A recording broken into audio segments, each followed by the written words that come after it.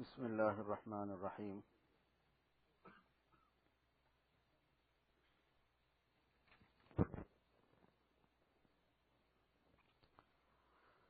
حضرت ابراہیم ابن ادہم رحمۃ اللہ علیہ جب ترک سلطنت کر کے گوشہ نشین ہو گئے، بادشاہ تھے اور پھر بادشاہت چھوڑ دی تھی،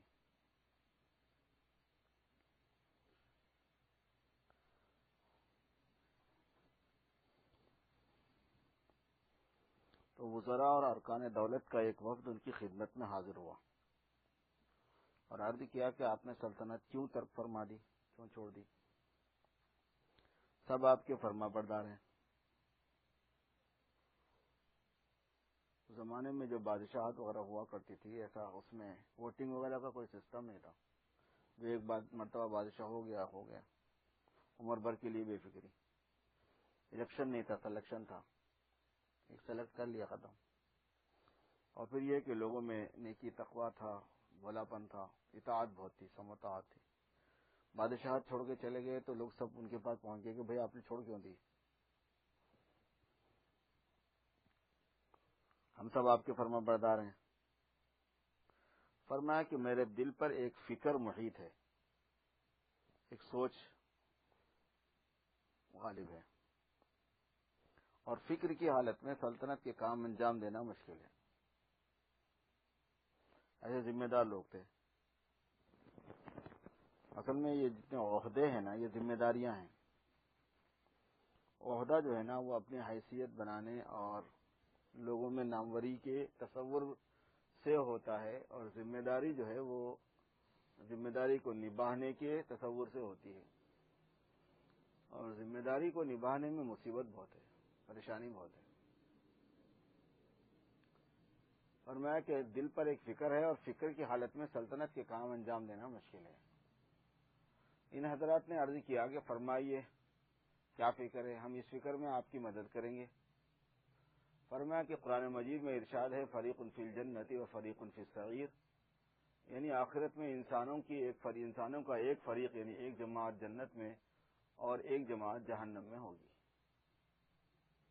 اور حدیث میں ہے کہ قیامت کے روز حق تعالیٰ پوری مخلوق کو مٹھی میں بھریں گے، دائنی مٹھی والے جنت میں اور بائیں مٹھی والے دوزخ میں جائیں گے۔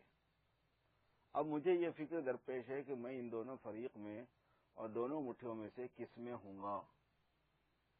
اس غم اور فکر نے مجھے انتظام سلطنت کے قابل نہیں چھوڑا۔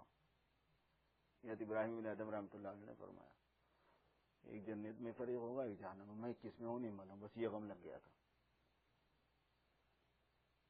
حقیقت یہی ہے کہ جب فکر آخرت سوار ہو جائے تو تعلقات رکھنا مشکل ہو جاتا ہے۔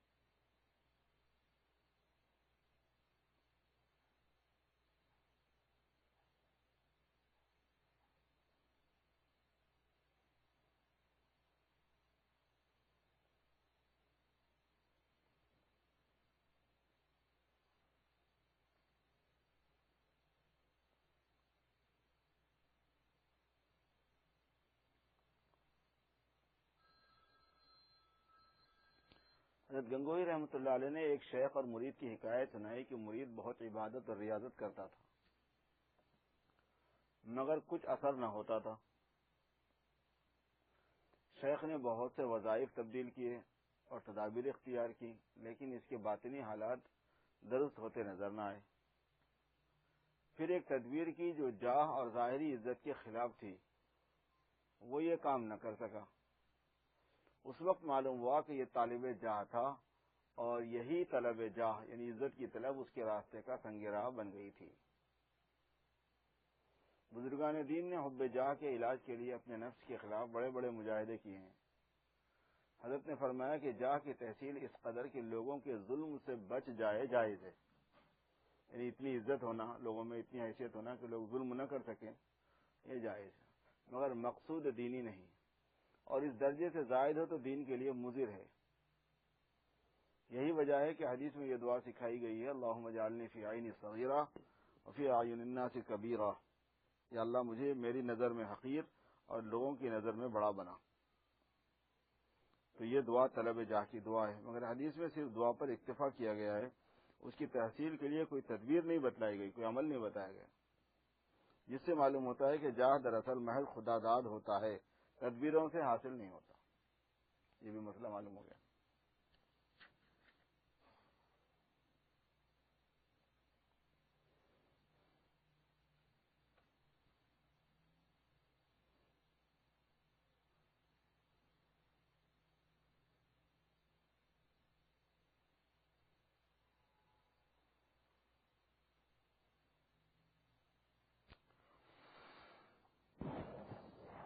اللہ اکبر۔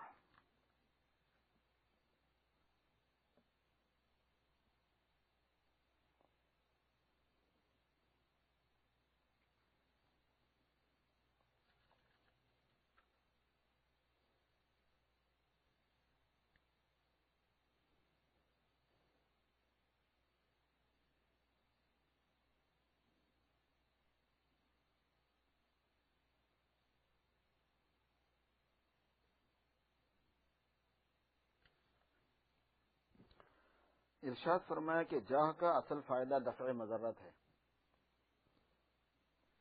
جاہ کا مطلب ہوتا ہے عزت چاہنا لوگوں میں، اور جیسے ابھی بتایا گیا کہ بقدر ضرورت جاہ جو ہے یہ اچھی چیز ہے، لیکن معلوم ہونا چاہیے کہ جاہ کا مقصد کیا ہے، فائدہ کیا ہے۔ کیونکہ اس کا اصل فائدہ دفع مضرت ہے، نقصان سے بچنا، مضرت مانے نقصان، اور مال کا اصل فائدہ جلب منفعت ہے۔ جلب مانے حاصل کرنا، منفعت مانے نفع۔ مال کا فائدہ ہے جلب منفعت اور جاہ کا فائدہ ہے دفع مضرت، یعنی مال خرچ کر کے آدمی اپنی ضروریات پوری کر کے نفع حاصل کرے۔ مگر جاہ سے جلب منفعت کا کام لیا گیا تو اس کا حلال ہونا مشکوک ہے۔ بڑی عجیب باریک بات کہی۔ جاہ سے اگر وہ کام لیا جائے جو مال سے لیا جاتا ہے، مال جس کام کے لیے ہے، جلب منفعت، مگر جاہ سے جلب منفعت کا کام لیا گیا تو اس کا حلال ہونا مشکوک ہے، کیونکہ بعض اوقات کوئی آدمی دوسرے کے جاہ جلال سے مرعوب ہو کر کچھ دے دیتا ہے مگر دل اس پر مطمئن نہیں ہوتا۔ اس صورت میں اس جاہ سے حاصل شدہ منفعت حرام ہے۔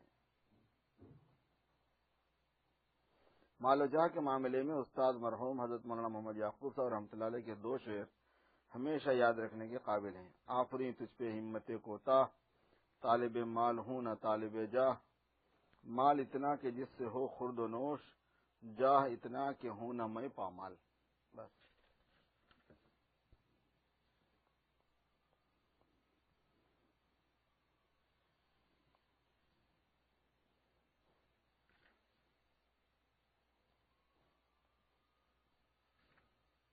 غیر مسلم کا اکرام بقدر ضرورت۔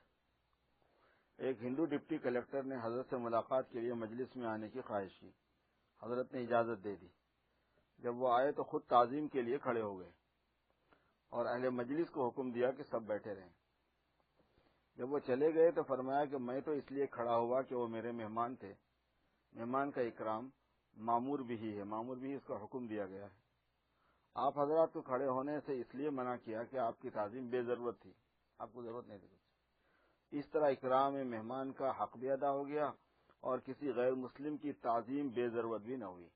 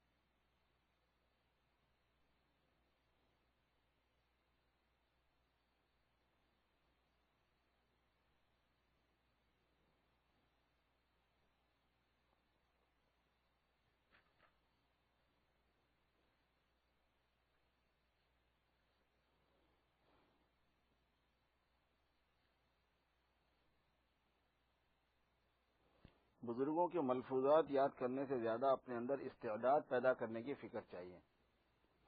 پھر یہ بزرگوں کے واقعات اور بزرگوں کے ملفوظات اس لیے سنائے جاتے ہیں کہ اس کو سن کر اس سے سبق لے کے آدمی محنت کر کے اپنی استعداد بڑھائے.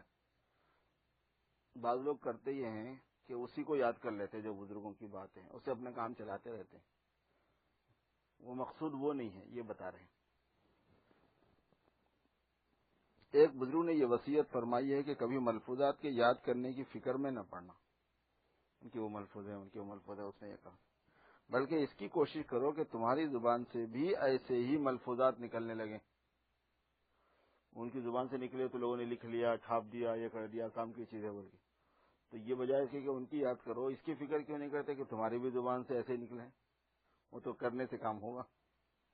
حضرت نے فرمایا کہ ملفوظات یاد کرنے کی مثال ایسی ہے جیسے ایک ناتمام کنواں کھودا جائے اور پھر مختلف کنووں سے پانی لا کر اس میں جمع کیا جائے.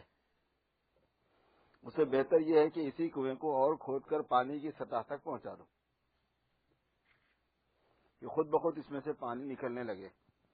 اس لیے کسی خاص ملفوظ کی تحقیق میں نہ پڑنا چاہیے. ہاں، بے ساختہ جو زبان پر آ جائے اس کو محفوظ کر لینا اچھا ہے. جب زیادہ توجہ سے اور خوب دھیان سے ملفوظات سنتے ہیں، باتیں سنتے ہیں، تو جب آدمی بولتا ہے اپنی زندگی میں تو آٹومیٹک وہ یاد آتی ہے چیزوں. یاد کرنا نہیں پڑتا اس چیز کو، بشرطے کہ اس نے بار بار سنا ہو اور دھیان سے سنا ہو، چاہت سے سنا ہو، چاہے کتنے ہی سال ہو جائیں.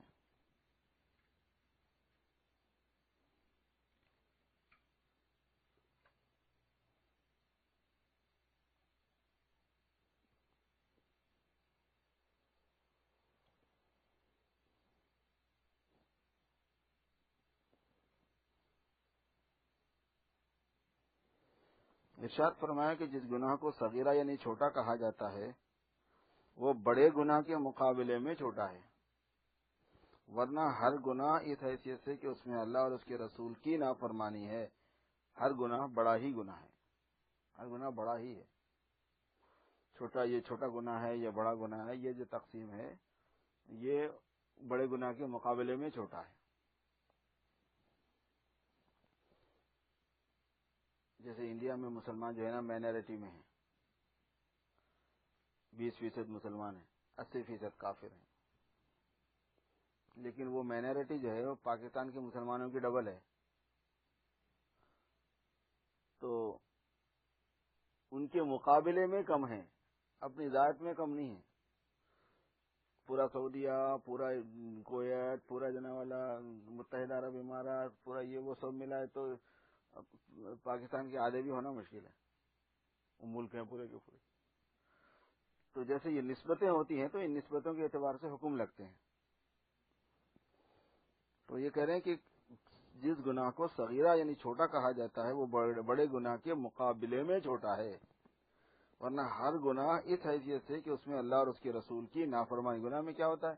اللہ کی اور اللہ کے رسول صلی اللہ علیہ وسلم کی نافرمانی ہوتی ہے. اس حیثیت سے کہ اس میں اللہ اور اللہ کے رسول کی نافرمانی ہے، بڑا گناہ ہے. جیسے پھوس کے چھپر میں، پھوس گھاس کو کہتے ہیں، جیسے پھوس کے چھپر میں بڑا انگارہ اس کے لیے مہلک ہے، اسی طرح چھوٹی چنگاری بھی وہی انجام دہی، وہی چھوٹی چنگاری کا بھی وہی انجام ہے کہ وہ بھی جب بھڑک اٹھتی ہے تو انگارہ بن جاتی ہے. اب چھوٹی چنگاری یہ لگا سکتے، بڑا انگارہ نہیں لگا سکتے، ایسا تھوڑی بولتے. اسی لیے گناہوں میں صغیرہ و کبیرہ کی تقسیم باہمی اضافت و نسبت کے اعتبار سے ہے. صغیرہ گناہ کو بھی چھوٹا سمجھ کر بے پرواہی کرنا اپنی ہلاکت کو بلانا ہے. صغیرہ گناہ کو بھی بے پرواہی کرنا چھوٹا سمجھ کر اپنی ہلاکت کو دعوت دینا ہے. قرآن کریم میں غزوہ احد کی ابتدائی شکست کو صحابہ کرام کی ایک لغزش کا نتیجہ قرار دیا. انما استزلهم الشیطان ببعض ما کسبوا. اس واقعے میں ظاہر ہے کہ صحابہ کرام کسی گناہ کبیرہ کے مرتکب نہیں ہوئے تھے کیونکہ غلط فہمی ہو گئی تھی، مگر اس صغیرہ ہی کو احد کی شکست کا سبب قرآن پاک میں قرار دیا گیا.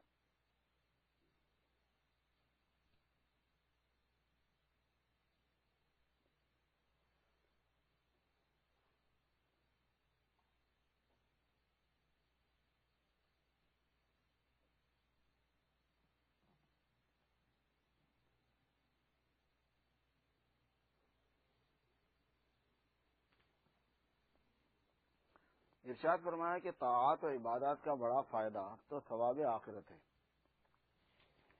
وہ جب کوئی عمل اس کے شرائط اور آداب کے ساتھ ادا کیا جائے اس پر ضرور مرتب ہوگا. جتنے طاعات اور عبادات ہیں مطلب یہ کہ ثواب ملنا ہے، آخرت میں اللہ کی رضا ملنا ہے. ان کا ایک دوسرا فائدہ خاص خاص اعمال کے آثار اور برکات ہیں جن کا ظہور دنیا ہی میں ہوتا ہے. اعمال کی اپنی برکتیں بھی ہوتی ہیں، اس کو آثار کہتے ہیں، ثوابیں بھی کہتے ہیں. مگر ان آثار کے مرتب ہونے کی شرط یہ ہے کہ عمل کرنے کے وقت ان آثار کے مرتب ہونے کی نیت بھی کرے، تب ہوگا وہ. عام طور پر جن لوگوں کو یہ آثار حاصل نہیں ہوتے اکثر اس کی وجہ یہ ہوتی ہے کہ ان کی نیت ان آثار کی نہیں ہوتی. مثلا نماز کا یہ اثر قرآن کریم میں منصوص ہے کہ اس سے انسان کو تمام گناہوں سے بچنے کی توفیق ہو جاتی ہے. نماز کا یہ اثر ہے کہ اس سے گناہوں سے بچنے کی توفیق ہو جاتی ہے. ان الصلاۃ تنہا عن الفحشاء والمنکر، نماز تنہا کے معنی روکتی ہے فحشاء و منکر سے. حضرت جلال آبادی رحمۃ اللہ علیہ فرمایا کرتے تھے کہ نماز تنہا ایسی چیز ہے کہ وہ گناہوں سے روک دیتی ہے. لطیفے کے طور پر فرمایا کرتے تھے. مثلا نماز کا یہ اثر قرآن کریم میں منصوص ہے کہ اس سے انسان کو تمام گناہوں سے بچنے کی توفیق ہو جاتی ہے.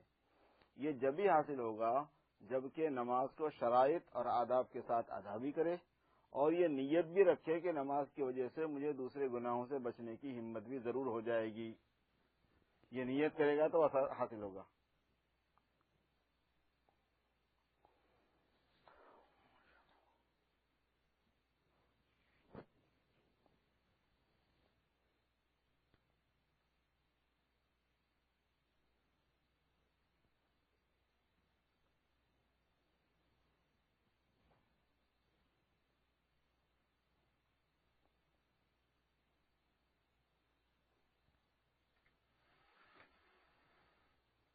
گرمی ہو رہی بول دو ٹھیک ہے.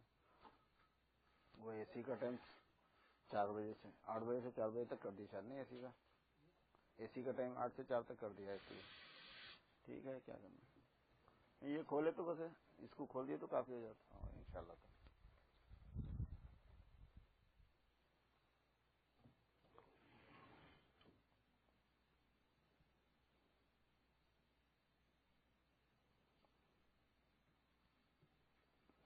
رسمی عالم ہونا ولی کامل ہونے کی شرط نہیں. بقدر ضرورت علم کے بعد اصل چیز عمل ہے. بعض لوگوں کو علماء کے حالات سن کے، علماء کے حالات دیکھ کے، دین کے کاموں کو دیکھ کے، دین کی خدمت دیکھ کے، دین کی خدمت کی ضرورت دیکھ کے، بعض لوگوں کو تبلیغ میں جا کے عالم بننے کا شوق ہو جاتا کہ بھئی قرآن پاک پڑھ لیں، عالم بن جائیں. جب عالم بن جائیں گے تو پھر جب دین سمجھ میں بھی آئے گا، جب عمل بھی کریں گے. شاید ایک ایسا جذبہ تقریباً بہت نوجوانوں کو ستاتا ہے. اس کو بتا رہے ہیں کہ رسمی عالم ہونا ولی کامل ہونے کی شرط نہیں ہے. بقدر ضرورت علم حاصل کرے، اس کے بعد اصل چیز عمل ہے. ایک صاحب نے دیوبند میں حضرت سے سوال کیا کہ آپ لوگ مراد اس سے گنگوہی دوسرے اکابر ہیں، بڑے علماء فضلاء ہیں، اور آپ سب جا کر حاجی صاحب کے مرید ہوئے. یہ سمجھ میں نہیں آتا کہ وہاں کیا چیز تھی جس کے لیے آپ حضرات نے ان کی خدمت اختیار کی. حاجی صاحب عالم نہیں تھے.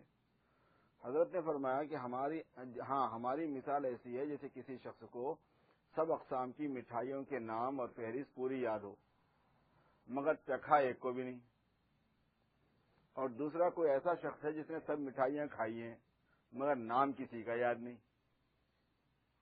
تو ظاہر ہے کہ جو شخص مٹھائیاں کھا رہا ہے اس کو تو کوئی ضرورت نہیں ہے کہ ان کے نام معلوم کرنے کے لیے کسی کے پاس جائے، مگر جس کو صرف نام اور الفاظ یاد ہیں وہ اس کا محتاج ہے کہ صاحب ذوق کی خدمت میں جائے اور ان مٹھائیوں کا ذوق حاصل کرے.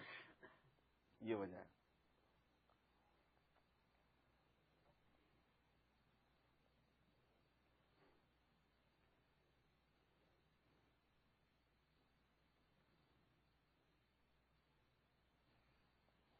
علماء امت کے درمیان رائوں اور اس کی بنا پر اجتہادی مسائل میں اختلاف ایک فطری بات ہے، اور حضرات صحابہ اور تابعین کے زمانے سے ہوتا چلا آیا ہے. ایسے اختلاف کو حدیث میں رحمت فرمایا گیا ہے. اختلاف امتی رحمت، میری امت کا اختلاف رحمت ہے، اس میں یہ ہے کہ سہولت ہو جاتی ہے امت پر، کوئی اس کو پر عمل کر لیا، کوئی اس پر عمل کر لیا، مگر جو دلیل کے ساتھ ہو، بغیر دلیل کے جو اختلاف ہوتا وہ رحمت نہیں ہوتا۔ اختلاف یعنی دلیل کے ساتھ اختلاف کی مثال حنفی ہونا، شافعی ہونا، حنبلی ہونا، مالکی ہونا ہے۔ بغیر دلیل کے اختلاف کی مثال وہ جو اختلاف چل رہا ہے معاشرے میں مسائل کے اندر، کہ مسجد میں پردہ رہنا نہیں، ایک بولتا مسجد میں پردہ رہنا بدعت ہے، مکس گیدرنگ نہیں ہونا، ایک بولتا مکس گیدرنگ نہیں رہے تو طواف نہیں کرنا چاہیے۔ پھر یہ جو اختلاف ہے نا، یہ اختلاف جہالت ہے، یہ رحمت نہیں ہے۔ اختلاف مذموم جس سے بچنے کی ہدایات قرآن اور سنت میں وارد ہیں، وہ اختلاف ہے جو اغراض اور احوائے نفسانی پر، غرضوں پر اور خواہشات نفسانی پر مبنی ہو، یا جس میں حدود اختلاف سے تجاوز کیا گیا ہو۔ اختلاف کرنے کے بھی لمٹس ہیں، اس سے آگے کوئی آدمی بڑھ گیا ہو تو وہ منع ہے۔ اور آج کل لوگوں نے اس اختلاف کو بھی، یعنی علماء کے اختلاف کو بھی، طبقے علماء سے بدگمانی پیدا کرنے کے کام میں استعمال کر رکھا ہے۔ علماء سے کسی طریقے پہ دور کرنا ہے تو جو چیزیں علماء سے دور کرنے کے لیے بولی جاتی ہیں پبلک میں، اس میں سے ایک بات یہ بھی بولی جاتی ہے، اور سیدھے سادے عوام ان کے مغالطے میں آ کر یہ کہنے لگے کہ جب علماء میں اختلاف ہے تو ہم کدھر جائیں، یہ بولتے ہیں۔ حالانکہ دنیا کے کاموں میں جب بیماری کے علاج میں ڈاکٹروں حکیموں کے درمیان اختلاف ہوتا ہے تو اس میں عمل کے لیے سب اپنا راستہ تلاش کر لیتے ہیں۔ ڈاکٹروں میں اختلاف نہیں ہوتا کیا؟ ایک بیمار کو آپ 4 ڈاکٹروں کے پاس لے کے جاؤ، 4 قسم کی رائے دیتا، 4 قسم کی دوائیں لکھتا، بلکہ ایسا سخت ریمارک کرتا بعض مرتبہ دوسری دوا کو دیکھ کے کہ ارے جس نے لکھا ہے ڈاکٹر ہے کہ حجام ہے؟ میں نے خود سنا ہے، اس کو کہتا ہے کہ وہ ڈاکٹر ہے کہ حجام ہے؟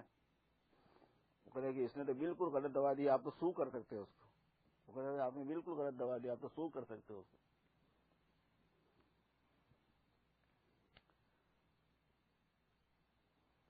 حالانکہ دنیا کے کاموں میں جب بیماری کے علاج میں ڈاکٹروں حکیموں کے درمیان اختلاف ہوتا ہے تو اس میں عمل کے لیے سب اپنا راستہ تلاش کر لیتے ہیں، اور اس اختلاف کی بنا پر سب ڈاکٹروں حکیموں سے بدگمان نہیں ہوتے۔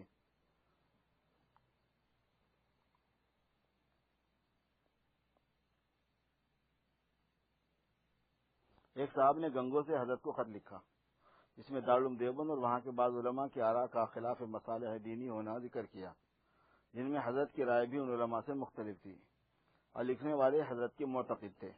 خط مفصل لکھا اور لکھا کہ میں سب حضرات سے عقیدت رکھتا ہوں، اور ایسے واقعات پیش آنے پر سخت تذبذب پیش آتا ہے، لوگوں سے بحث بھی ہوتی رہتی ہے، اس لیے بڑی تکلیف میں ہوں، میرے لیے ارشاد فرمایا جائے کہ میں کیا کروں۔ حضرت نے جواب میں تحریر فرمایا، السلام علیکم، آپ نے اپنے دین کی درستی کے لیے بہت محنت کی، انشاءاللہ تعالی اس کا اجر ملے گا، کیونکہ ہر مریض کے لیے جدا نسخہ نافع ہوتا ہے۔ جو نسخہ آپ کے لیے نافع ہے وہ لکھتا ہوں، وہ یہ ہے کہ کار خود کن کار بیگانہ مکن، اپنا کام کرو، دوسروں کا کام مت کرو، زبان اور قلم اور قلب سے سکوت رکھیں۔ حضرت نے ان کو لکھا کہ زبان اور قلم، کیونکہ عالم دین تھے وہ، اور دل سے سکوت رکھیں، پریشانی پر صبر کریں، نہ کسی کے معتقد رہیں، نہ کسی سے بد اعتقاد ہوں، کیونکہ یہ دونوں چیزیں ایذا دہ ہیں، تکلیف دینے والے ہیں، قیامت میں اس کی پوچھ بھی آپ سے نہیں ہوں گی۔ بس والسلام۔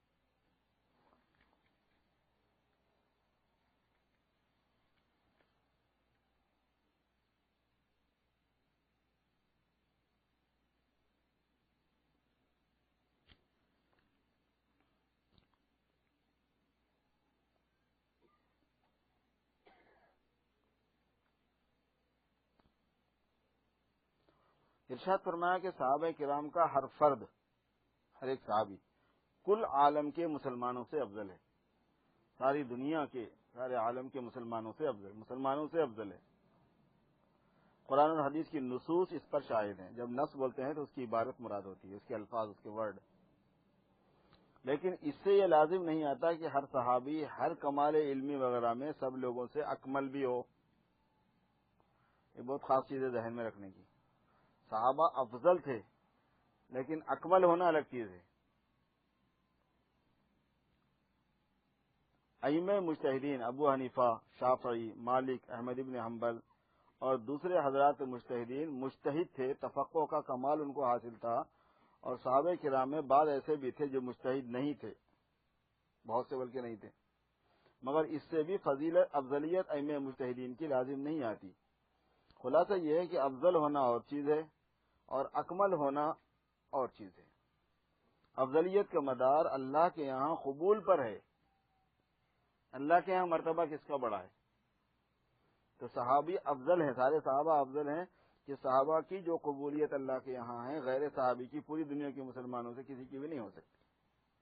لیکن جو ظاہری کمالات ہیں دنیاوی اعتبار سے، سمجھ بوجھ کے کمالات ہیں، محنت کے کمالات ہیں، اجتہاد کے کمالات ہیں، زہد اور ورع کے کمالات ہیں، وہ اس میں کوئی دوسرا بھی آگے جا سکتا ہے۔ بعد کے لوگ بعض ایسے زاہد اور عابد گزرے ہیں کہ صحابہ کرام میں اتنی عبادت کا ذوق نہیں، اتنا زیادہ عبادت ان لوگوں نے نہیں کی، ان کی تھوڑی عبادت ہی ان سے آگے تھی مگر کی نہیں انہوں نے۔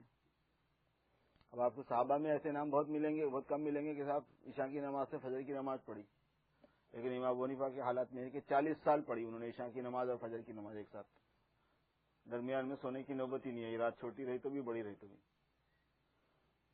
یہ کمالات کہلاتے ہیں، افضلیت نہیں ہوتی ہے، افضلیت قبولیت عند اللہ، اللہ کے یہاں قبول ہونا کیا، اس میں صحابی سے کوئی آگے نہیں نکل سکتا۔ افضلیت کا مدار قبول عند اللہ پر ہے، اور کمالات کی تحصیل اکتسابی اور اختیاری چیز ہے، جو جتنا کمال حاصل کر لے۔ اب رات میں جاگ لینا کوئی کمال کی چیز نہیں ہے، محنت جو لوگ نائٹ میں جاب کرنے والے ہیں وہ کیا کرتے ہیں؟ جگتے رہتے ہیں۔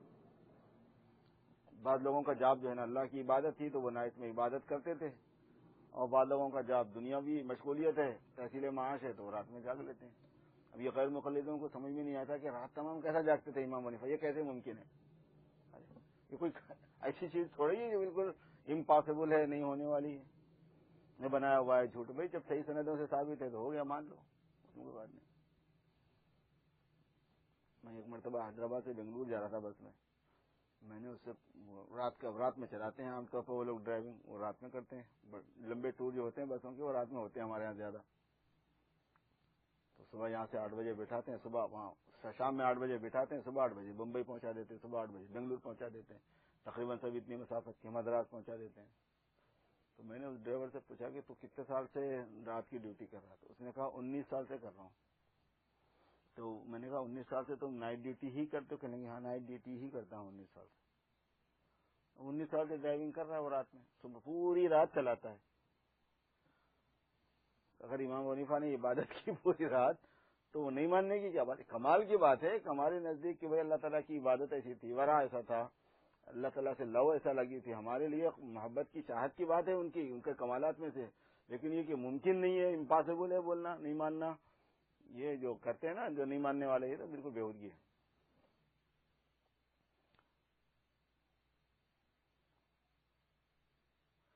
فرمایا کہ علماء اور طلباء کو اگر دنیا کے لوگ متکبر کہیں وہ اچھا ہے بنسبت اس کے کہ ذلیل کہیں۔ حالانکہ ذلیل ہونا بھی بری بات ہے، متکبر ہونا بھی بری بات ہے، لیکن متکبر اگر بولیں دنیا والے علماء کو تو یہ اتنا برا نہیں ہے وہ ہے۔ یعنی تکبر کی بدنامی علماء کے لیے تملق اور خوشامد کی بدنامی سے بہتر ہے۔ فرمایا کہ بخدا پھٹے ہوئے کپڑے، ٹوٹے ہوئے جوتے کوئی ذلت کی چیز نہیں، ذلت یہ ہے کہ کسی کے سامنے ہاتھ پھیلائے اور اپنی حاجت پیش کرے۔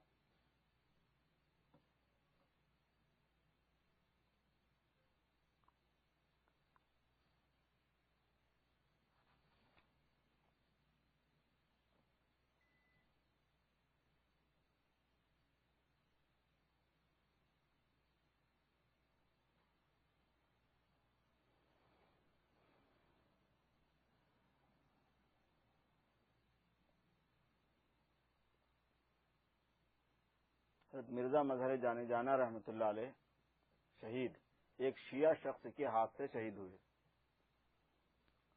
شہادت کی رات میں خواب دیکھا، جس روز ان کو شہید ہونا تھا اس دن پہلے کی رات میں خواب میں دیکھا کہ فاطمہ رضی اللہ تعالیٰ عنہ سرخ کرتا پہنے ہوئے تشریف لائیں۔ خواب کی تعبیر اپنی شہادت سے لی، اور صبح ہی سے منتظر اور مسرور تھے۔ رات میں یہ خواب دیکھا اور صبح سے منتظر تھے اور خوش تھے، اور یہ اشعار زبان پر تھے: سر جدا کرد از تنم یارے کے باما یار بود، قصہ کوتا کرد ورنہ درد سر بسیار بود۔ میرے یار نے میرا سر تن سے جدا کر دیا، وہ قصہ مختصر کر دیا اس لیے کہ درد سر بہت زیادہ ہو گیا تھا زندگی کا. پھر اس کے بعد لکھا ہے بلو ہے تربت من یافتند از غیب تحریرے کہ این مقتول را جز بے گناہی نیست تقصیرے. میری خبر پر لوگوں نے غیب سے یہ تحریر پائی کہ اس مقتول کی سوائے بغیر بے گناہی کے اور کوئی قصور نہیں ہے. اس مقتول کا سوائے بے گناہی کے اور کوئی قصور نہیں ہے.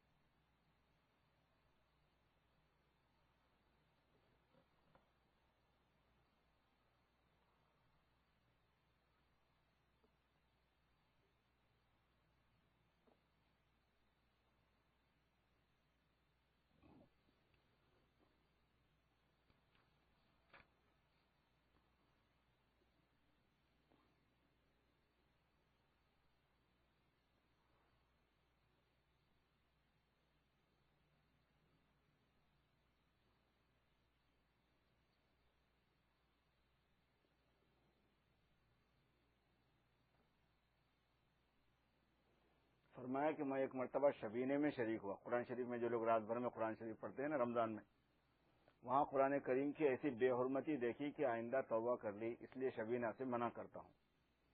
سوائے پانی پت کے کہ وہاں کے لوگوں میں قرآن کا ذوق ہے، وہ شبینے میں بھی احترام کے ساتھ پڑھتے اور سنتے ہیں.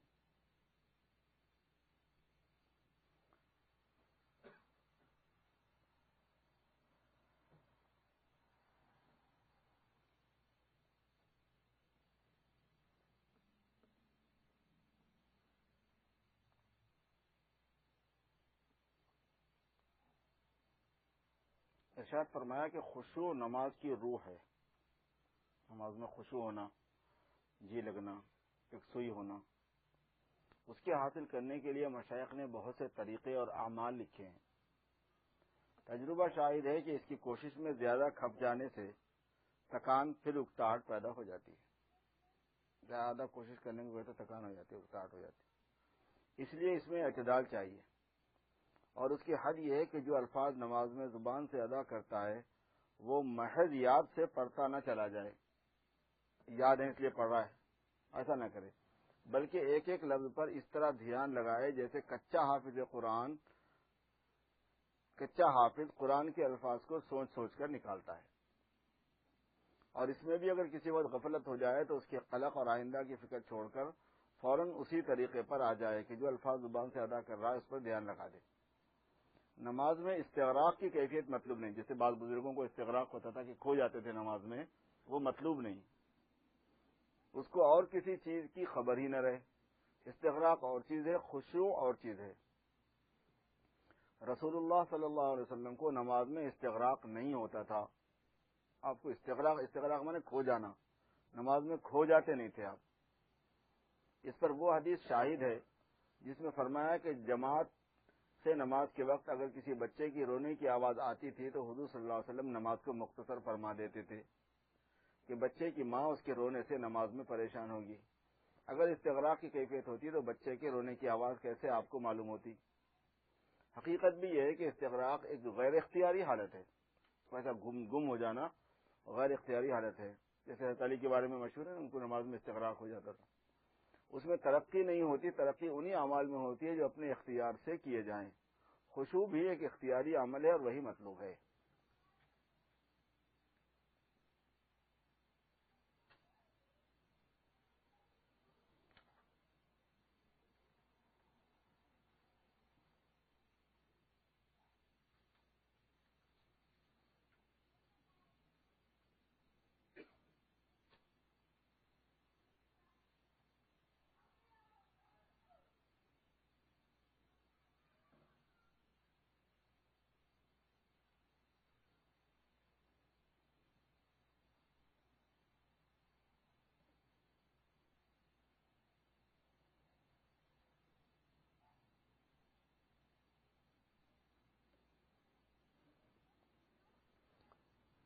ارشاد فرمایا کہ آج کل دو چیزیں برائیوں میں بہت عام ہو گئی، ایک تصویر اور دوسرے الکوہل کا استعمال. حقیقت نے عرض کیا کہ کیا اس ابتلاء عام اور عموم بلوا کی کوئی رعایت حکم میں کی جا سکتی ہے؟ یعنی جب یہ چیز زیادہ عام ہو جاتی ہے تو بعض مرتبہ مسئلے پر اثر پڑ جاتا ہے، اجازت ہو جا سکتی ہے بعضی چیزوں میں، تو کیا یہ بھی چیز اس میں آئے گی؟ یہ پوچھا کسی نے۔ فرمایا کہ حلت اور حرمت میں عموم بلوا معتبر نہیں، حلال اور حرام میں لوگوں میں مبتلا زیادہ ہو جانا، زیادہ لوگوں کا مبتلا ہو جانا اس سے مسئلے پر اثر نہیں پڑتا۔ حلت و حرمت میں عموم بلوا معتبر نہیں، نجاست اور طہارت میں عموم بلوا معتبر ہے۔ پاکی اور ناپاکی کے مسئلے میں اگر لوگوں کو ابتلا عام ہو رہا ہے تو مسئلے پر اثر پڑ جاتا ہے۔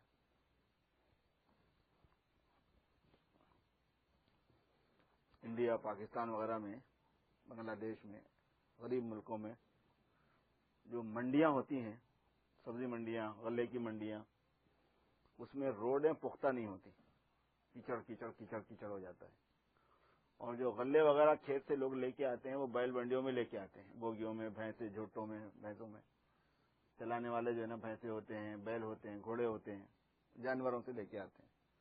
وہ کیچڑ میں جو ہے ظاہر ہے کہ ان کا پیشاب بھی مل چکا ہوتا ہے اور ان کا گوبر بھی مل چکا ہوتا ہے، وہ کیچڑ کیچڑ کیچڑ کیچڑ کیچڑ ہو جاتا ہے پورا۔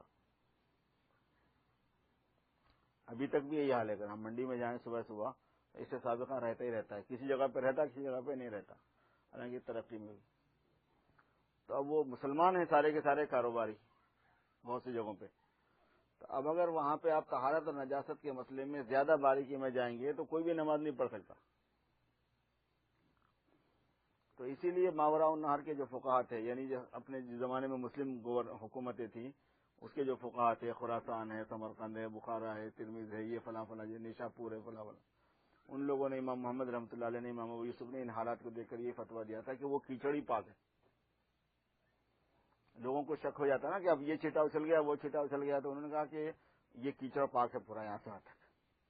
انہوں نے وہ کیچڑ کو پاک بول دیا، اور کتنے بھی چھٹے اچھلے، کتنے بھی چھٹے اچھلے، کوئی فکر کی بات نہیں، نماز ہو جاتی ہے، نماز کے وقت میں وضو کرو، نماز پڑھو۔ اس کو کہتے ہیں عموم بلوا۔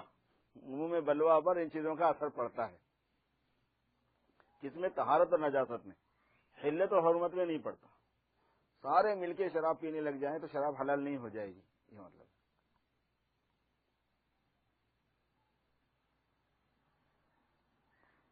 ارشاد فرمایا کہ جب میں مدرسہ دیوبند میں تعلیم پا کر فارغ ہوا تو یہ ارادہ تھا کہ اب اپنے اخراجات کا بار والد صاحب پر نہ ڈالوں گا، کہیں بقدر ضرورت ملازمت کر کے اپنی ضروریات پوری کروں گا، لیکن 10 روپے سے زائد کی طرف کبھی دھیان بھی نہ جاتا تھا کہ میں 10 روپے سے زیادہ کماؤں گا۔ حالانکہ حضرت ایک متمول گھرانے کے فرد تھے، مگر اپنی زندگی سادہ رکھنے کے عادی تھے۔ پھر فرمایا کہ دارالعلوم دیوبند سے فارغ ہونے کے فوراً بعد اپنے بزرگوں کی تجویز پر مدرسہ جامعہ العلوم کانپور میں مدرس مقرر ہو گیا۔ حضرت تھانوی نے پہلے کانپور میں مدرسی کی ہے، اور میری تنخواہ وہاں 25 روپے ماہانہ تجویز ہوئی۔ اس زمانے میں 25 بہت ہوتے تھے۔ میں دل میں کہتا تھا کہ اتنا روپیہ کیا کروں گا۔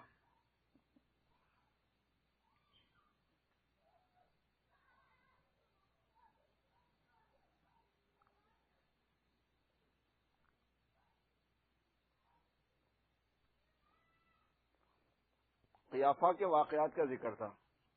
قیافہ کا مطلب ہوتا ہے کہ آدمی کی جو ساخت ہوتی ہے اس کے کچھ خصوصیات ہوتے ہیں، چھوٹے قد کا آدمی، بڑے قد کا آدمی، لمبی ناک کا آدمی، ناک کے اوپر نشان ہے، آڑا ناک کٹی ہوئی ہے اس کا آدمی، موٹی ناک کا آدمی، کھلا ہوا منہ ہے اس کا، چھوٹا منہ ہے اس کا، پیشانی چوڑی ہے، پیشانی پتلی ہے، اس کو قیافہ کہتے ہیں۔ تو قیافہ کے واقعات کا ذکر تھا۔ ارشاد فرمایا کہ نوشیروان کے پاس ایک پست قد آدمی آیا، چھوٹے ہائٹ کا ایک دم گڈھا، اور فریاد کی کہ مجھ پر فلاں شخص نے ظلم کیا ہے۔ نوشیروان نے کہا کہ تو غلط کہتا ہے، پست قد کا آدمی خود ہی فتنہ ہوتا ہے، اس پر ظلم کون کر سکتا ہے؟ اس نے کہا بالکل بجا ہے، مگر جس نے مجھ پر ظلم کیا ہے وہ مجھ سے پست قد ہے۔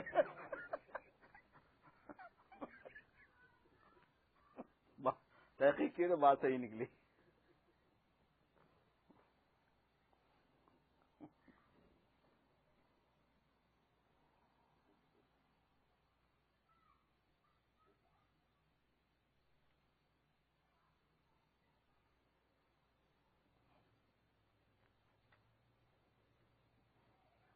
حضرت جن لوگوں کے نام خلاف شرع دیکھتے ان کو سنت کے موافق بدل دینے کا اہتمام فرماتے تھے، مگر یہ کمال تھا کہ نام کی تبدیلی ایسی کر دیتے تھے کہ نمایاں فرق معلوم نہ ہو اور نام بدلنے میں زیادہ الجھن نہ ہو۔ ایک انگریز خاتون کو مولانا حبیب احمد صاحب نے مسلمان کیا تھا، اس کا خاندانی نام برادہ تھا، حضرت نے اس کا اسلامی نام بریدہ رکھ دیا۔ ایک شخص کا نام پیر بخش تھا، حضرت نے اس کا نام کبیر بخش رکھ دیا، کبیر اللہ کا نام ہے، پیر تھوڑے بخش، وہ اصل میں پہلے بزرگوں کے نام پہ رکھ رہے تھے نا کہ پیر نے بخش دیا یہ اولاد، تو پیر نے نہیں بخشا، کبیر نے بخشا بھائی۔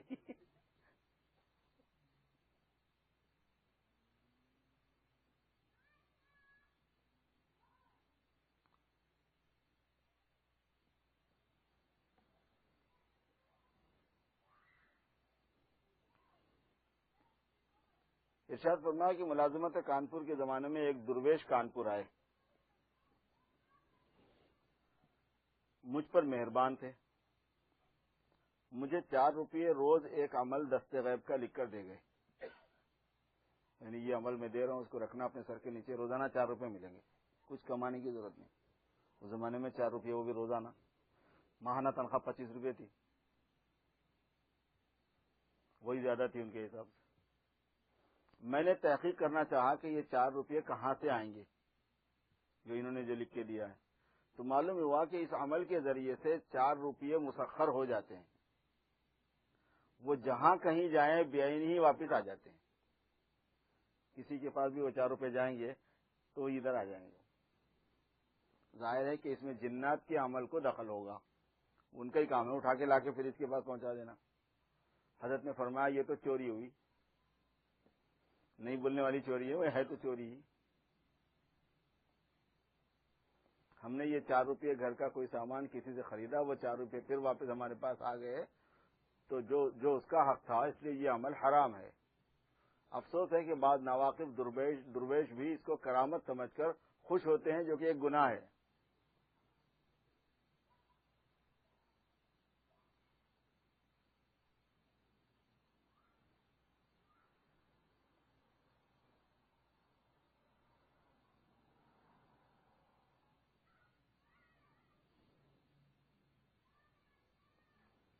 جن کو کوئی کام کرنا ہوتا ہے ان کو شبہات بہت کم ہوتے ہیں اور جلدی دور ہو جاتے ہیں، اور جن کو کوئی کام کرنا نہیں ہوتا ان کو شبہات زیادہ ہوتے ہیں، وہ تدقیق میں پڑتے ہیں، باریکیوں میں پڑتے ہیں۔ جو زیادہ پوچھ رہا نا یہ کہتا ہے وہ کہتا ہے، مطلب یہ ہے کہ اس کی نیت کام کرنے کی نہیں ہے، صرف بات بنانے کی ہے۔ ارشاد فرمایا کہ میرا تجربہ یہ ہے کہ جن لوگوں کے پیش نظر کوئی مقصد ہوتا ہے وہ اس کو کرنا چاہتے ہیں، ان کو شبہات بہت کم پیش آتے ہیں اور ذرا سے اشارے میں رفع ہو جاتے ہیں۔ سوالات اور شبہات کی بھرمار صرف وہ لوگ کیا کرتے ہیں جن کو کام کرنا نہیں ہوتا۔ یہاں سے دلی جانے والے کو جب کہیں راستے میں شبہ ہو جائے، کسی سے راستہ پوچھتا ہے تو بقدر ضرورت معلوم ہو جانے پر چلنا شروع کر دیتا ہے، بہت زیادہ باریکیوں میں نہیں پڑتا، نہ زیادہ قیل و قال کرتا ہے۔ اسی طرح کسی بھوکے آدمی کو کھانا دیا جائے تو بہت سوالات اور تحقیقات میں نہیں پڑتا کہ گندم کہاں کا ہے، چاول کہاں سے آیا، آٹا کہاں پیسا گیا، یہ سب میں نہیں جاتا۔ وہ اپنے کام سے کام رکھتا ہے کہ کھانا بھوک کو رفع کرنے کے لیے اللہ نے دیا ہے، بس کھا لیا جائے۔ حضرات صحابہ کرام کا دین کے معاملے میں یہی رنگ تھا کہ کام کی دھن لگی ہوئی تھی، گوشت برآواز رہتے، جب کسی کام کا حکم ہو فوراً اس پر چل دیں۔ اول تو دین کے معاملات میں ان کو شبہات اور سوالات پیدا ہی نہیں ہوتے تھے، اور جو ہوتے تو ادنا اشارے اور مختصر تقریر سے کافور ہو جاتے تھے، اور کیوں نہ ہو کہ سچی اور صحیح بات کا یہی طبعی اثر ہے۔ حدیث میں رسول اللہ صلی اللہ علیہ وسلم نے ارشاد فرمایا، الصدق طمانینہ والکذب ریبہ، سچی بات اطمینان کا سبب بنتی ہے اور جھوٹ شک اور شبہ کا۔ اسی طرح سیدھی اور سچی، اسی طرح بات سیدھی، ایک طرف بات سیدھی سچی، دوسری طرف قبول اور اطاعت کا جذبہ قوی، اس لیے شبہات کی کوئی عمر ہی نہ ہوتی تھی۔ حضرت صدیق اکبر اور فاروق اعظم کے درمیان ایک معاملے میں اختلاف رائے پیش آیا۔ صدیق اکبر نے 1-2 مرتبہ فرما دیا، واللہ ہوا خیر، واللہ ہوا خیر، خدا کی قسم اسی میں خیر ہے، خدا کی قسم اسی میں خیر ہے۔ حضرت صدیق اکبر نے فرمایا، اختلاف ہو گیا تھا حضرت عمر سے۔ فاروق اعظم فرماتے ہیں کہ ان کلمات سے مجھے بھی اس معاملے میں شر صدر ہو گیا، دل کھل گیا اس میں، جس میں صدیق اکبر کا شرح صدر پہلے ہو چکا تھا اور اختلاف رائے ختم ہو گیا۔ یہ ظاہر ہے کہ واللہ ہوا خیر نہ کوئی معاملے اور مسئلے کی دلیل ہے، نہ کسی بحث کا جواب ہے، مگر طالب حق کے لیے غور و فکر کی دعوت ہے، وہی اس جگہ کافی ہو گئی۔ باپ جو بیٹے کو نصیحت کرتا ہے عادتاً وہ دلائل بیان نہیں کرتا، لمبی تقریر نہیں کرتا، بیٹے کی مصلحت کو مختصر لفظوں میں بتلاتا ہے، وہی کافی ہو جاتی ہے۔ قرآن کریم کے ارشادات عموماً اسی رنگ کے ہوتے ہیں۔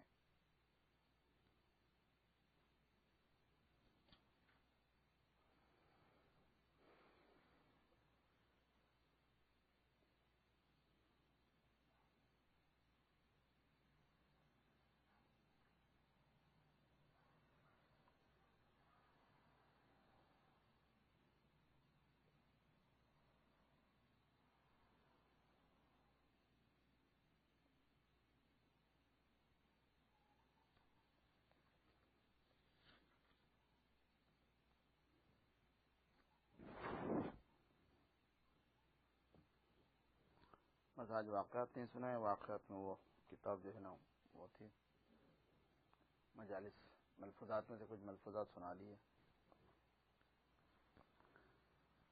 اور ویسے بھی وہاں جامع مسجد میں اجتماع چل رہا ہے، ہو سکتا ہے آج مغرب کے بعد بھی کچھ بات چیت ہو، چونکہ لوگ جمع ہیں تو اجتماع تو کل سے ہے، کل جمعہ کے بعد سے، لیکن اگر کوئی جانا چاہے تو جا سکتا ہے، اس لیے بھی مختصر ہی کر لی مجلس۔ اور 15 شعبان کو جو پروگرام ہوتا ہے وہ ہماری فنڈ ریزنگ کا پروگرام ہے۔ فنڈ ریزنگ کا ایک عنوان بنا کے کرتے یہ ہیں کہ مقامی طور پر تھوڑا سا مالیہ فراہم کرنے کی کوشش کی جاتی ہے، اس کے لیے ٹکٹ بنائے جاتے ہیں، وہ ٹکٹ بیچنے سے کچھ پیسے آ جاتے ہیں، کچھ پیسے اس دن لوگ جمع ہو کے کچھ دے دیتے ہیں، تو وہ ایک ذریعہ ہو جاتا ہے تھوڑی سی سہولت کا۔ تو جو ادارے کے ہمدرد اور بہی خواہ لوگ ہیں ان کے لیے آسانی بھی ہو جاتی ہے اس میں کہ وہ لوگوں کو ادارے کے کام کارگزاری بتا کے کہ بھئی یہ کام اس میں ہو رہے ہیں اور اس کار خیر میں حصہ لینا چاہیے، آدمی اس بہانے سے ٹکٹ بھیج دے تھوڑے سے۔ تو اپنے اپنے جو تعلقات والے لوگ ہیں ان میں تھوڑی سی بات کرنے میں کوئی حرج نہیں ہے، ویسے تو جھجک ہوتی ہے، تھوڑی شرم ہوتی ہے، پیسہ مانگنا ایک ایسی چیز ہے کہ چاہے حق کے لیے ہی ہو، دین کے لیے ہی ہو، جس آدمی کو مانگنے کی عادت نہیں ہے اس کی طبیعت رکتی ہے، بہت جھجک ہوتی ہے۔ لیکن ہمارے بزرگوں نے دین کی حیات اور بقا کے لیے، دین کی زندگی کے لیے سب چیزیں گوارا کی ہیں، تو یہ چیز بھی گوارا کی ہے۔ اللہ والوں نے دین کی حیات اور دین کی بقا، امت مسلمہ میں دینداری کو عام کرنے کے لیے جو محنتیں کی ہیں اس میں انہوں نے نہ اپنی جان کی پرواہ کی، نہ اپنے مال کی پرواہ کی، نہ اپنی عزت کی پرواہ کی، سب چیزوں کو تج دیا، صرف اللہ کی رضا مقصود تھی، اور اللہ کی رضا دین کی محنت کرنے میں محسوس ہوتی تھی، امت مسلمہ کی تربیت میں، اس میں علم کو عام کرنے میں، عمل کو عام کرنے میں، ماحول کو بنانے میں، اس کے لیے ان سے جو بھی بن پڑتا تھا وہ کرتے تھے۔ تو جب مسلمان مغلوب ہوئے پوری دنیا میں، ان کے ہاتھ سے حکومت چلی گئی، سیاست چلی گئی، اقتدار چلا گیا، تو پھر جو مسلمانوں کے مذہبی معاملات ہیں اس میں حکومت کی سرپرستی نہیں رہی، اور جب سرپرستی نہیں رہی تو مذہبی معاملات جو اجتماعی ہوتے ہیں، کلیکٹیولی جو ہوتے ہیں، وہ بغیر سرپرستی کے ہو گئے۔ اب اس کی دو ہی صورتیں تھیں کہ وہ کلیکٹیولی جو ایفرٹس ہیں وہ چھوڑ دیے جائیں، کیونکہ سرپرستی نہیں ہے، اس کے لیے سورسز نہیں ہیں، اس کے لیے وسائل نہیں ہیں۔ کچھ ملکوں نے اس کو چھوڑ دیا، وہاں سے دین ختم ہو گیا۔ کچھ لوگوں نے اپنے اندرون میں ان کی اجتماعی محنتیں کی، وہاں پہ دین بچ گیا۔ پچھلی مختلف ملکوں کی تاریخ کا خلاصہ ہے، سمری ہے۔ کچھ ملکوں نے جب حکومت کی سرپرستی سے اجتماعی ضرورتیں جو امت مسلمہ کی تھیں وہ محروم ہو گئیں، تو امت کے اجتماع کے لیے، مجموعے کے لیے دو آپشن آگے سامنے۔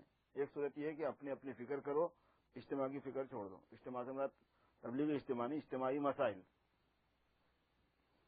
جن لوگوں نے اس فکر کو چھوڑ دیا وہاں پہ دین ختم ہو گیا۔ یہ جتنے مغربی ممالک میں سے دین گیا ہے رشیا اور چائنا کے علاقوں میں سے دین گیا ہے، اسپین اور غرناطہ کے علاقوں میں سے دین گیا ہے، اس کے اسباب میں سے ایک بڑا سبب ہے۔ اربوں عرب ملکوں میں سے دین گیا ہے، اس کے بڑا سبب ہے۔ اور جن ملکوں کے اندر مسلمانوں نے سوچا کہ بھائی سرپرستی حکومت کی نہیں ہے لیکن مجھے کرنا ہے، ہمیں کرنا ہے کچھ نہ کچھ، تو چھوٹی سے چھوٹی محنت، بڑی سے بڑی محنت، جس کو جیسی توفیق ہوئی اس نے اس میں حصہ لیا۔ لوگوں نے اپنی صلاحیتیں لگائیں، پروگرام بنانے والوں نے پروگرام بنایا، دماغ لگانے والوں نے دماغ لگایا، پلاننگ کرنے والوں نے پلاننگ کی۔ ہر ایک کو جو اللہ نے دیا تھا وہ کہ جس کو مال اللہ نے دیا تھا اس نے مال لگایا، جس کو اولاد اللہ نے دی تھی اس نے اولاد دی، جس کو دماغ دیا تھا اس نے دماغ استعمال کیا، جس کو علم دیا تھا اس نے علم استعمال کیا۔ ان اجتماعی محنتوں کے لیے وہاں دین چمک گیا اور اللہ نے اس کو ذریعہ بنا دیا دوسرے لوگوں کی ہدایت کا۔ یہ ایک بیس ہے۔ اس لیے جس ملک میں ہم رہتے ہیں یہاں پر بھی جو مسلمانوں کے اور اسلام کے اجتماعی مسائل ہیں، ان اجتماعی مسائل کو صحیح نہج پر، صحیح علم کی روشنی میں کرنے کے لیے تو بالکل ہی محنت موجود نہیں ہے۔ تھوڑی بہت ہے، کوئی رہبری کے بغیر ہونے کی وجہ سے کوئی باریک علم نہیں ہے، وہاں پہ صحیح علم نہیں ہے، محتاط علم نہیں ہے، تو جو ہے وہ الٹ پلٹ ہے۔ تو دشمن کو اس سے کوئی زیادہ فکر بھی نہیں ہے، دشمن میں ملتی جلتی چیز ہے وہ، دشمن کہہ رہا کہ اس سے کوئی فرق پڑنے والا نہیں، اور ہوتا بھی ہے کوئی خاص فرق نہیں پڑتا۔ کچھ اللہ تعالیٰ کا شکر ہے کہ مختلف شہروں میں، مختلف صوبوں میں صحیح ڈھنگ سے جد و جہد بھی ہو رہی ہے، کوششیں بھی ہو، لیکن بہت ہی تھوڑی ہیں وہ۔ تو یہ جو اپنا ادارہ ہے یہ اللہ تبارک و تعالیٰ کا بڑا احسان ہے کہ یہاں پر چونکہ علماء کرام کی سرپرستی حاصل ہے، تو اس وجہ سے یہاں پر بھی جو محنت ہو رہی ہے وہ صحیح ڈھنگ سے ہو رہی ہے، صحیح انداز کی ہو رہی ہے۔ تو اس میں اگر ہم تھوڑا سا حصہ لے لیں گے تو انشاءاللہ تعالیٰ بڑا خیر کا اور بڑا برکت کا ذریعہ وہ ہوگا۔ اس لیے آپ تمام سے یہ درخواست ہے، بہنوں سے بھی درخواست ہے، بھائیوں سے بھی درخواست ہے کہ اپنے طور پر تھوڑی سی ہمت کر کے زیادہ سے زیادہ لوگوں کو قریب کرنے میں، مانوس کرنے میں، تعارف کرانے میں، ان کو ٹکٹ فروخت کرنے میں، بغیر ٹکٹ کے ویسے ان سے تعاون لینے میں، ٹکٹ جتنے میں ہوتا ہے اس سے زیادہ کے تعاون کے سلسلے میں ترغیب دیں۔ تھوڑی سی بات کرنے پر آدمی آمادہ ہو جاتا ہے، اور جو جھجک ہوتی ہے بات پتہ چلتا ہے کہ اس میں ایسی کوئی جھجک اور شرم کی بات تھی نہیں۔ بھائی دینا ہے تو جو، نہیں تو نہیں ہے کہ ادارہ ہے، ہم دیکھتے ہیں، ہمارا خود جانا آنا ہے وہاں، ہم نے یہ کام ہوتے ہوئے دیکھے، بروشر ایک دو مرتبہ پڑھ لیا آدمی تو اس کو پتہ چل جاتا ہے کہ کیا ہوتا ہے کیا نہیں ہوتا۔ اور اس میں حصہ لو یار، نیکی کا کام ہے، خیر کا کام ہے۔ کچھ موافق ملیں گے آپ کو، کچھ مخالف ملیں گے، کچھ اچھا تبصرہ کرنے والے مل جاتے ہیں، کچھ برا تبصرہ کرنے والے بھی مل جاتے ہیں، کبھی خوشی کی بات سننے کو ملتی ہے، کبھی دکھ کی بات سننے کو بھی مل جاتی ہے۔ حالات ہیں ایسے حالات گزرے بھی ہیں ادارے کے ساتھ میں، تو اس کی وجہ سے بھی ہوتا ہے، تو کم ہوتا ہے ایسا، آدمی ذرا دیکھ دکھا کے بات کریں۔ تو اس لیے یہ جتنے حضرات ہمارے سلسلے کے ہیں خاص طور پر ان سے درخواست ہے کہ وہ آگے بڑھیں، ہمت کریں، اور زیادہ سے زیادہ لوگوں تک پہنچ کے ان سے ملاقاتیں کر کے اپنے تعلقات والوں میں، اپنی جان پہچان والوں میں ادارے کے تعاون کے سلسلے میں فکر کر لیں، تو انشاءاللہ تعالیٰ آپ دیکھیں گے اس سے بڑی برکت ہو جائے گی۔ قطرہ قطرہ دریا شود، تھوڑی تھوڑی محنت کر کے اچھا خاصا کام ہو جاتا ہے۔ یہ دین کے عملی کاموں میں حصہ لینے سے جو صفات پیدا ہوتی ہیں اور جو قرب اللہ تبارک و تعالیٰ کا حاصل ہوتا ہے، جو اعمال میں حصہ بن جاتا ہے اپنا، وہ بالکل الگ چیز ہوتی ہے۔ وہ اندازہ نہیں ہے آدمی کو کہ اس میں کیا مل جانے والا ہے کل قیامت میں۔ بھئی جد و جہد، تسبیح، ذکر، استغفار، نماز، یہ وہ نوافل، یہ سب خیر خیرات کیوں کر رہے ہیں؟ کل کے دن اللہ کے یہاں کچھ مقام بن جائے، مغفرت ہو جائے، مغفرت کا ذریعہ ہو جائے، اسی لیے تو دین کی جد و جہد اور دین کے پھیلانے کے لیے، بقا کے لیے جو کوششیں ہو رہی ہیں، اس میں آپ کا اگر میرا اور آپ کا حصہ پڑ جاتا ہے، ہم اس کے شیئر ہولڈر ہو جاتے ہیں، تو کہاں کہاں اس کے اثرات ہوں گے اور کیا کیا اس کے ذریعے سے خیر وجود میں آئے گا، کچھ نہیں کہا جا سکتا۔ یہاں کے جو عمل ہے نا، عالم مثال میں ان کی صورت شکل اتنی بدلتی ہے کہ جس کی کوئی حد نہیں۔ اس کی مثال ایسی ہے کہ جیسے بیج ہوتا ہے نا درخت کا، وہ درخت کا بیج جب پودے کی شکل میں اس دنیا میں آتا ہے تو 100 سال، 200 سال، ہزار سال کے پودے ہوتے ہیں، ان کو پھل لگتے رہتے ہیں، ان کو پھول لگتے رہتے ہیں۔ اس بیج میں اتنا سب کچھ ہے کسی کے خواب و خیال میں بھی نہیں ہوتا۔ یہاں جو عمل وجود میں آتا ہے نا انسان سے، وہ عالم برزخ میں یہی شکل اختیار کرتا ہے۔ کسی کو نہیں معلوم ہے کہ اس کے کتنے برگ و بار ہیں، کتنا یہ سایہ دار ہے، کتنے پھول اس میں لگنے والے ہیں، کتنے پھل اس میں لگنے والے ہیں، کتنی مدت تک یہ پھل دینے والا ہے۔ ایک پودا ہوتا ہے جو بالکل آپ کو مہینے 4 مہینے یعنی 2-4 دن کا دیکھیں گے. بعض پھول ایسے ہوتے ہیں کہ 1-2 دن میں مرجھا جاتے ہیں, پودے کی جان ختم. بعض 1-2-4 دن کام کرتے ہیں. ترکاریاں ہیں, یہ ہے سبزیاں, ترکاریاں, ان کی ایک عمر ہوتی ہے. پھولوں کی ایک عمر ہوتی ہے, پھلوں کی ایک عمر ہوتی ہے. پھر اس میں الگ الگ قسم کے ہوتے ہیں. بعض پھل تھوڑے دنوں میں جو ہے نا پودا بھی آتا ہے, پھل بھی آتا ہے, موسم ختم ہونے پہ وہ بھی ختم ہو جاتا ہے. اور بعض پودے کو خالی بالغ ہونے کو 25 سال چاہیے. اور کھجور کا درخت جو ہے نا پہلے 25 سال میں پھل دیتا تھا. اب وہ ہائیبریڈ کر کے یہ کر کے وہ کر کے اس کو جلدی کر رہے ہوں گے تو کر رہے ہوں گے, لیکن پہلے 25 سال اس کو پھل دینا شروع کرنے کے لیے لگتے تھے. مگر دیتا کب سے تھا؟ حضور صلی اللہ علیہ وسلم کے زمانے کے درخت ابھی تک بھی تھے, حکومت سعودیہ نے کاٹے تھے کیونکہ لوگ جو ہے نا اس کے ساتھ بدعت کر رہے تھے. بلکہ اتنا پھل دیتا ہے, اور ایک ایک پھل اتنا, اس کا خوشہ دیکھیں گے آپ تو جس کی کوئی نہیں, لاکھوں انسانوں کو. تو یہ جو عمل ہوتے ہیں ہمارے, ان کا برزخ میں اثر ہے خاص. کس عمل کا کیا اثر ہے یہ نہیں سمجھ میں آتا. جیسے کس بیج میں کیا پودا چھپا ہوا ہے, کون سا, وہ پورا ہے وہ, مگر ہم کو نظر نہیں آ رہا, اس کے خالق کو معلوم ہے وہ چیز. اس لیے تھوڑی سی محنت میں حصہ لیجیے, اللہ تبارک و تعالی جزائے خیر دے. کوشش فرمائیے ادارے کی ترقی میں, استحکام میں, ادارے کے اندر سہولت فراہم ہونے میں, اس کے چلنے میں, پھر اس کے ذکر خیر میں. اپنے اولاد کو اس میں شریک کیجیے, بچوں کو اس میں شریک کیجیے, بچوں اور بچیوں کو شریک کیجیے. تعلیم بہت اچھی ہے, تربیت اچھی ہے. ہمارے علم کے اعتبار سے اطراف میں ہمارے کہیں بھی نہیں ہے یہ سہولت جیسا ہمارا علم ہے. واللہ عالم. اللہ تعالیٰ کی توفیق ہے, کام ہو رہا ہے تھوڑا بہت. خود یہ کوئی پرفیکٹ ہونا, معیاری ہونا ضروری نہیں ہے, لیکن نظر دیکھنے کے اعتبار سے دوسرے کے مقابلے میں غنیمت ہے. اب کمزوریوں سے تو کوئی چیز خالی نہیں ہوتی. سبحان تو اللہ کی ذات ہے, پاک اور بے عیب تو اللہ کی ذات ہے. مگر آدمی ترجیح دینے کے لیے کس کو ترجیح دے, کن اسباب سے ترجیح دے, یہ سوچتا ہے. یہ ایک اللہ پاک کی نعمت ہے. اللہ پاک ہم سب کو اس کی قدردانی نصیب فرمائے. اللهم صل على محمد وعلى ال سيدنا محمد وبارك وسلم. ربنا ظلمنا انفسنا وان لم تغفر لنا وترحمنا لنكونن من الخاسرين. ربنا لا تزغ قلوبنا بعد إذ هديتنا وهب لنا من لدنك رحمة إنك أنت الوهاب. اللهم إنك عفو كريم تحب العفو فاعف عنا يا كريم. اللهم اغفر لنا ذنوبنا وكفر عنا سيئاتنا وتوفنا مع الأبرار. اللهم اغفر لأمة سيدنا محمد صلى الله عليه وسلم, وارحم أمة سيدنا محمد صلى الله عليه وسلم, وفرج الكرب عن أمة سيدنا محمد صلى الله عليه وسلم, وأصلح أحوال أمة سيدنا محمد صلى الله عليه وسلم. وأنت المستعان وعليك البلاغ, ولا حول ولا قوة إلا بالله العلي العظيم. وصلى الله تبارك وتعالى على خير خلقه سيدنا ومولانا محمد وآله وأصحابه أجمعين برحمتك يا أرحم الراحمين.